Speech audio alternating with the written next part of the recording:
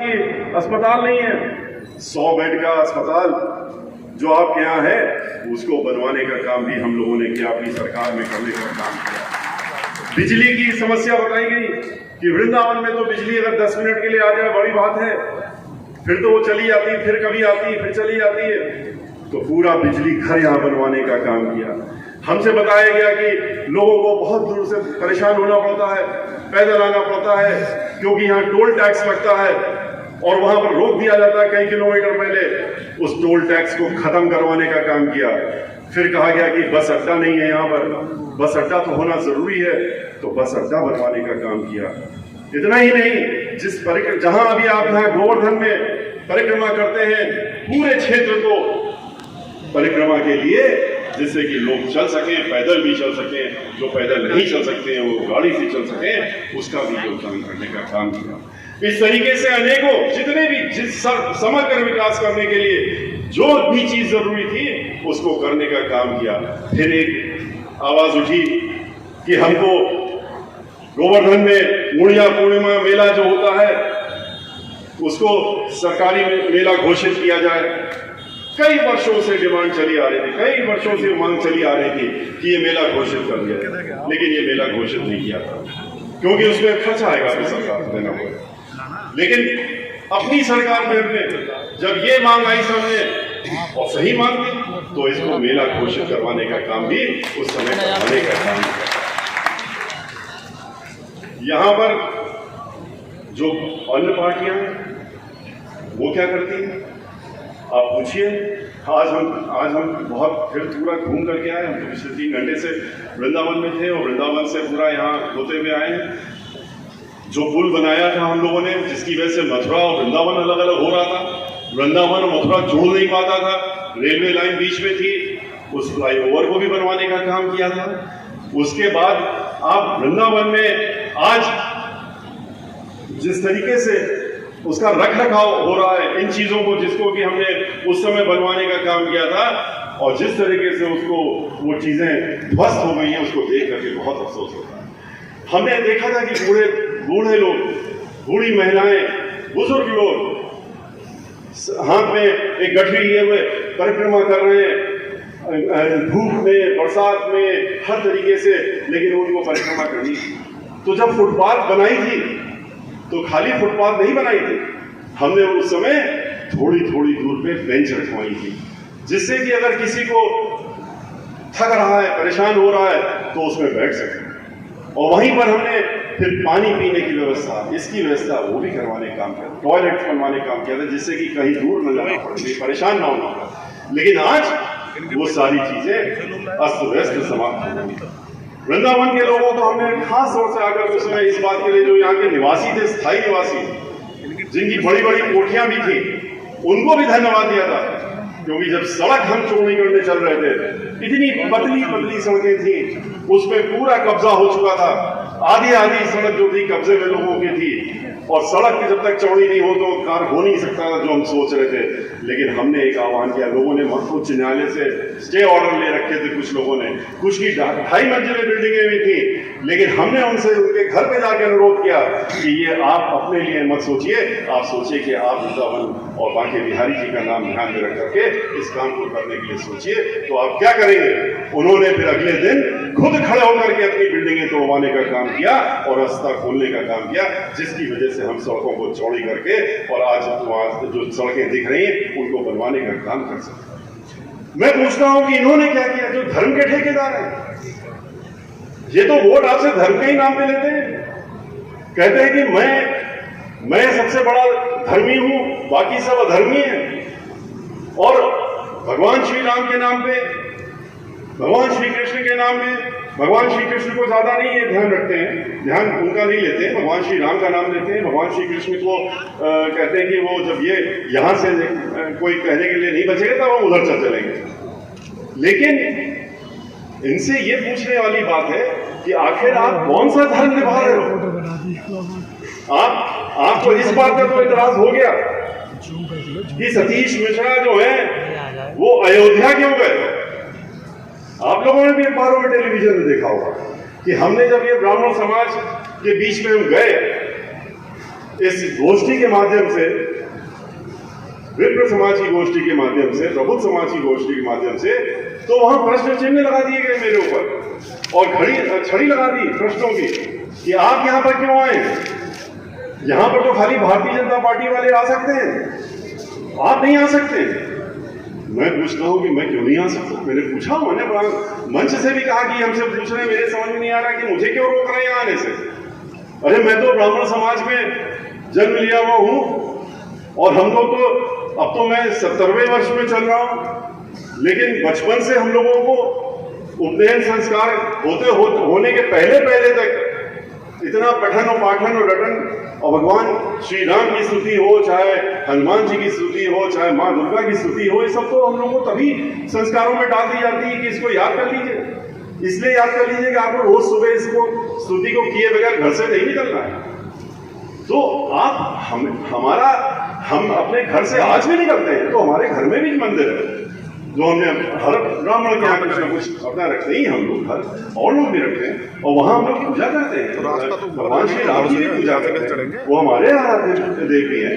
तो लेकिन ये कहना कि नहीं इनका तो हमने ठेका ले लिया, और किस बात का ठेका ले लिया कि इनका दर्शन कौन करेगा, इनके नाम से पैसा कौन लेगा, इनको वोट कौन, इनके नाम पे वोट कौन लेगा, ये सब हमने तय कर लिया। हमने कहा हम वोट की राजनीति करने यहाँ नहीं आए, हम यहाँ पर देखने आए, भगवान के दर्शन करके उनका आशीर्वाद लेने आए।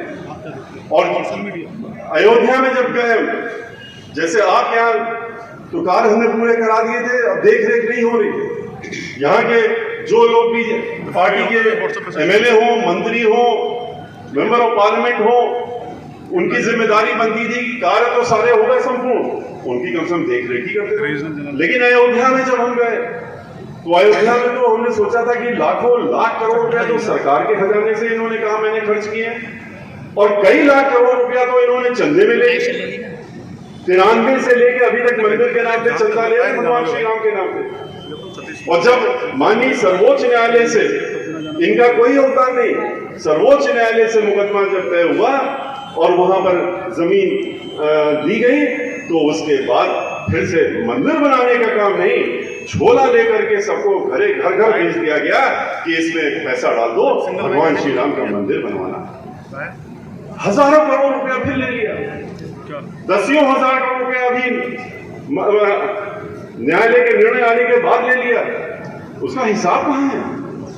इनसे हिसाब, मैंने तो इतना ही कहा कि अपना हिसाब दे दीजिए कि कितने लाख करोड़ रुपया आपका विदेशों से लेके देश में मिला आपको, और उसका आप इस्तेमाल कहां कर रहे हैं? अयोध्या नगरी में अगर आप जाएंगे, हम तो सोच रहे थे सोने की नगरी की तरह बन गई है, लेकिन जब वहां जाएंगे तो आपको बहुत बुरा हाल, बहुत खस्ता हाल दिखेगा, क्योंकि वहां कोई भी विकास का कार्य नहीं किया गया। आपके यहाँ तो विकास का कार्य हुआ, उसको बनाने का, उसको संभाल के रखने का कार्य नहीं कर रहे हैं, क्योंकि वो विकास का कार्य 2007 से 12 के बीच में हुआ था, पर वहां पर ये कोई कार्य नहीं हुआ। हमने जब कहा कि आप हमको रोक तो रहे, लेकिन मैं आज यहाँ पर ये कह के जा रहा हूँ कि हमारी सरकार बनने दीजिए, और सरकार बनने के बाद भगवान श्री कृष्ण की नगरी में जैसे हम गए थे और वहां पर जाकर के समग्र विकास करने का काम किया था, अयोध्या में भी जाकर के हम वहां पर समग्र विकास करने का कार्य करेंगे, और हम उसको जो चीजें वहां के लोगों को चाहिए मूलभूत, वो सब दिलवाने का काम करेंगे, उनको देने का काम करेंगे। आज आपको ये जरूरी है जानना कि ये बातें धर्म की ये जो करते हैं आपके पास खाली आके वोट के नाम, वोट के समय करते हैं, ऐसे नहीं करते। पर कभी आप इनसे पूछने के हमारे नौजवान साथी ने पूछ लिया तो उनको कितना बदतमीजी वाला जवाब दिया, ये भी आपको अच्छे तरीके से मालूम। उन्होंने कहा कि हमारा, आपने तो वादा किया था कि आप 15 लाख देंगे, आपने चलिए कह दिया 15 लाख हर खाते में जाएगा, वो तो झूठा एक वो था, जुमला था, जुमला हो गया। लेकिन आपने कहा कि 2 करोड़ नौकरियां देंगे नौजवानों को हर साल, उसका क्या? अब तो आपने 2 करोड़ नौकरियां हर साल लेने का काम शुरू कर दिया। तो कहते हैं पार्लियामेंट के अंदर, कहते हैं कि आप, जब हमने ये प्रश्न वहां पर किया तो हमसे कहते हैं आप क्या कह रहे हैं, हम लोग तो इनको रोजगार दे रहे हैं और ये रोजगार कर सकते हैं अपना, हम उसमें बढ़ावा देंगे। हमने क्या रोजगार कर लेंगे, कहां से करेंगे? तो कहते हैं पकौड़ा बेच सकते हैं, इनसे पकौड़ा बिकवाइए। ये जो PhD करके आए हैं जिनकी बात आप कर रहे हैं, इनसे कहिए कि पकौड़ा बेचें, और ये पकौड़ा बेचेंगे तो बड़ा अच्छा पकौड़ा बेचने का काम करेंगे। अब तो पकौड़ा भी नहीं बेच सकते क्योंकि तेल इतना महंगा हो गया है कि 1 लीटर तेल खरीदना भी बड़ा मुश्किल है, तो पकौड़े बनाने का काम कहां से होगा। तो ये ऐसी सरकार है जो कि यहां पर कानून व्यवस्था की जब बात होती है उत्तर प्रदेश में, तो हर 2 घंटे में आप सोचिए कि हर 2 घंटे में एक महिला का रेप हो जाता है, और ये नेशनल क्राइम ब्यूरो की रिपोर्ट के हिसाब से कि हर 2 घंटे में एक महिला का रेप हो रहा है उत्तर प्रदेश में। किस राज्य में हम लोग रह रहे हैं?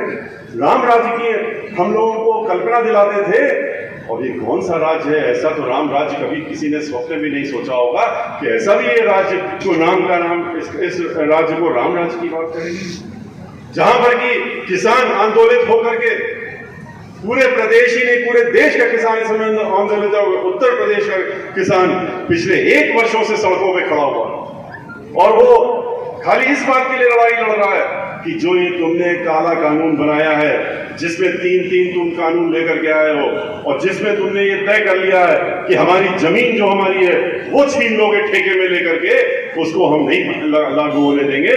तो उसको आपने देखा, लाठी डंडे और ठंड में भी पानी, हर तरह से उनको परेशान करने का काम किया जा रहा है, उनको बख्शा नहीं जा रहा है। उनसे जब पार्लियामेंट में ये बात उठी तो यही पूछा कि आप क्यों पीछे पड़े इस कानून को लेकर के? कहते नहीं ये इनके हक में है और इसलिए तो हम इसको लागू करके रहेंगे। हमने कहा जब किसान जिनके हक में आप कह रहे हो वो खुद ही कह रहा है कि मेरे हक में नहीं है, तो आप क्यों उसके ऊपर थोप रहे हैं? नहीं, क्योंकि उनके कुछ उद्योगपति जो हैं, जिन्होंने पूरा देश धीरे धीरे खरीद लिया है, उनको परेशानी थी। उन्होंने कहा आपने हमको तेल बेच दिया, जितनी तेल कंपनियां थी उनको बेच दिया, तो जमीन से तेल निकलता वो उनके पास हो गया। हवाई जहाज की कंपनी उनको बेच दी, रेलवे बचा था रेल उनको दे दी, इंश्योरेंस बचा था इंश्योरेंस भी बेच दिया। जितनी भी aeronautic corporation, public sector corporation थी, जितनी भी थी, वो सब आपने उनको बेच दी। बैंक तक बेचने का काम कर दिया। बैंकों के बेचने के बाद में आपको लगा, उन लोगों ने कहा कि ये सारी चीजें तो आपने हमको दे दी, लेकिन अभी जमीन पे हमारी निगाह पड़ी है, वो भी तो हमको दीजिए। तो उस पे जब निगाह उनकी पड़ी तो इन्होंने उसके बाद उनके लिए ये 3 काले कानून ला करके, जिसमें कि किसान की अगर ये कानून लागू हो जाते हैं तो किसान के पास 1 फीट भी जमीन बचेगी नहीं, वो जमीन से वंचित हो जाएगा, क्योंकि कानून ही ऐसा है। उसमें कोई ऐसी बचाव नहीं है जिससे कि किसान बच जाएगा, लेकिन किसान के हाथ से जमीन चली जाएगी।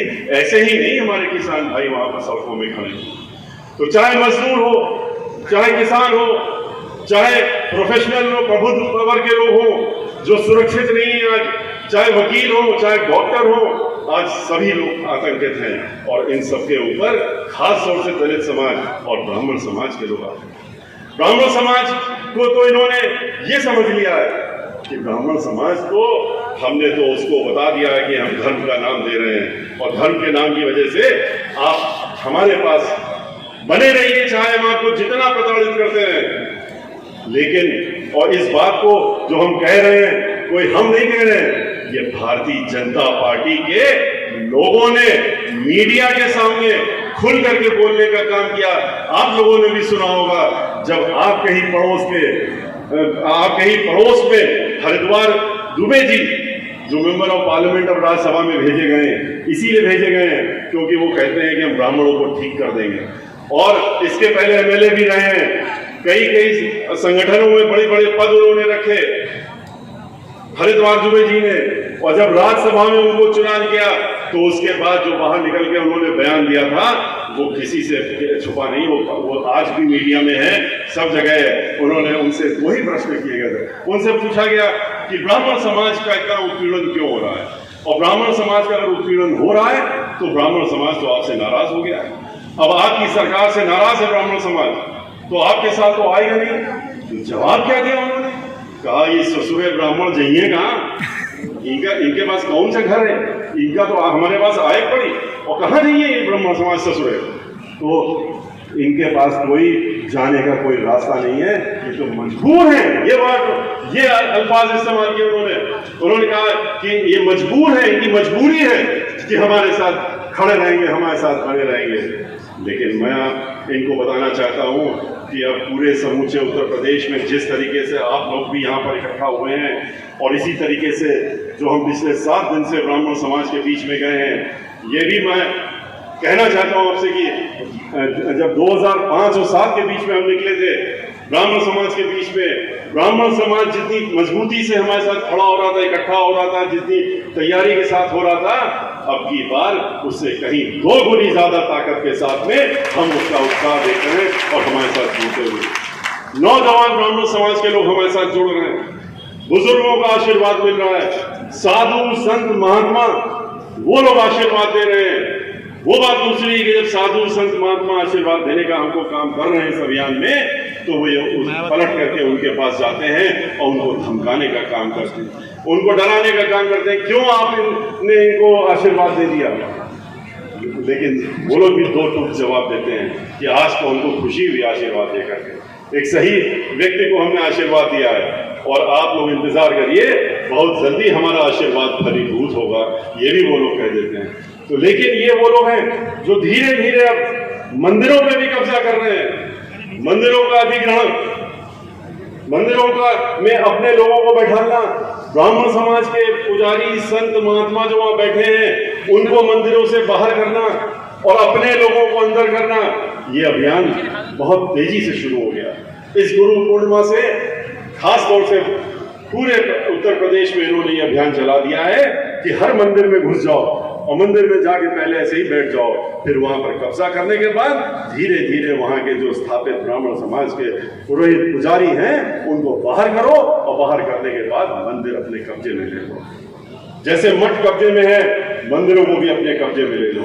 सनातन धर्म को ही खत्म कर देना चाहते हैं और उसके लिए भी बहुत ही बड़ी रणनीति इन्होंने बनाई है। ऐसी रणनीति बनाई है कि जितने भी संस्कृत विद्यालय हैं और महाविद्यालय हैं जहां पर कि वेद पढ़ाए जाते हैं, वेदों कृष्णों को पढ़ाया जाता है, वहां पर इन्होंने उन संस्कृत के विद्यालयों को, महाविद्यालयों को बंद करने का काम कर दिया। 1500 विद्यालयों में से 500 बंद हो गए, महाविद्यालयों में से 100 बंद हो गए। और इसलिए बंद हो गए क्योंकि इन्होंने वहां टीचरों की, अध्यापकों की नियुक्ति बंद कर दी। जब अध्यापकों की नियुक्ति बंद कर दी तो वहां विद्यार्थी नहीं रहेगा। जब विद्यार्थी नहीं होंगे तो ये वेद पाठ का पठन पाठन कैसे होगा? जब नहीं होगा तो धीरे धीरे कुछ वर्षों में ये लोग लुप्त हो जाएंगे और हम लोगों को नहीं मिलेंगे। और जो ये पाठ पढ़ाने का काम, जो हम लोगों को शिक्षा देने का काम ये सब होता है वेदों के माध्यम से, वो बंद हो जाएगा और इस प्रकार से सनातन धर्म भी खत्म हो जाएगा। इसलिए आपसे हमारा अनुरोध है कि ऐसे लोग, ऐसी पार्टी जिसके अंदर दिल में खोट नहीं है, तो जबान में भी खुल करके सामने कह दिया कि ये ब्राह्मण ससुरे कहाँ जाएंगे, इनको जवाब देने का बस समय आ गया है, इकट्ठा होने का समय आ गया है। अगर अब की बार हम इकट्ठा नहीं हुए, अगर अब की बार हमने इनको सबक नहीं सिखाया और इनको बाहर करने का काम नहीं किया तो हम नहीं, हमारे आपके आने वाली पुश्तें भी आपको इसके लिए कभी माफ नहीं करेंगी। कहेंगे जब आपको मौका मिला था तो आप चूक गए और फिर से आप उनके बरगलाने पे, फिर से उनके झूठे वादों पे और फिर से उनके झुंझुनों पे आकर के आप उनके पीछे पीछे चल दिए। तो ऐसे में ये आपके बीच में आप सतर्क रहिएगा, ये बहुत जल्दी आएंगे। हम जहां जहां जा रहे हैं पीछे पीछे जा रहे हैं। अयोध्या जैसे हम गए, अगले दिन मुख्यमंत्री जी अयोध्या चले गए।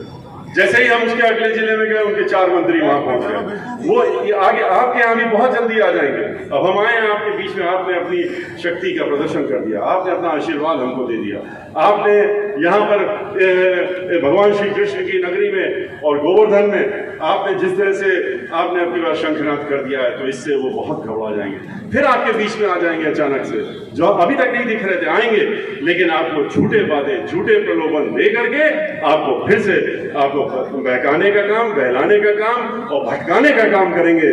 लेकिन आप बुद्धिजीवी हैं और बुद्धिजीवी का हमारा यही काम होता है कि अपनी बुद्धि का इस्तेमाल करें। चाणक्य की याद करिए, उन्होंने क्या कहा था कि अगर ब्राह्मण समाज का व्यक्ति हमेशा अपनी बुद्धि को अपने पास संभाल के रखेगा, उसको गिरवी नहीं करेगा, उसको उधार में नहीं देगा, तो कभी भी उसको पीछे कोई ढकेल नहीं सकता और वो अपने स्थान पर अडिग रहेगा। और जो उसका काम है कि सर्व समाज को एक साथ लेकर के, चाहे ब्राह्मण समाज का ये हमेशा से रहा है कि चाहे भिक्षा लेनी पड़े लेकिन दीक्षा देने का काम करते रहे हैं। और वो काम जो है कि समाज को जोड़ने का काम, उसको बनाए रखने का काम सिर्फ ब्राह्मण समाज का अगुवा होकर के कर सकते हैं। इसी के साथ में मैं आपको इन सब बातों के बाद खाली इतना अनुरोध करते हुए कि इन बातों को आप अपने तक मत रखिएगा, आप इसको आगे बढ़ाने का काम करिएगा। आप अपने बीच में आपके साथ के लोग, आपके भाई बहन, रिश्तेदार, नातेदार, दोस्त, सहबाब जो भी हैं, उनको इन बातों को जरूर बताइए, उनको भी सतर्क करिए। और सतर्क करके खास तौर से नौजवानों को उनसे कहिए, अब वक्त आ गया है कि नौजवान जो है ब्राह्मण समाज का और अन्य समाज के जैसे कि नौजवान खड़े हुए इनके खिलाफ, ब्राह्मण समाज के नौजवान भी अब आज उठ के खड़े हों और खड़े होकर के आपके साथ और हमारे साथ हाथ से कंधे से कंधा मिला करके चले और उनका भविष्य सुधारने की और भविष्य ठीक रखने की जिम्मेदारी हम लोगों की रहेगी, हमारी रहेगी। अगर आप हमारे हाथ मजबूत करेंगे तो आपके हाथ अपने आप मजबूत हो जाएंगे। इन्हीं बातों के साथ मैं अपनी बात समाप्त करता हूँ, आपसे विदा लेता हूँ। जय भीम।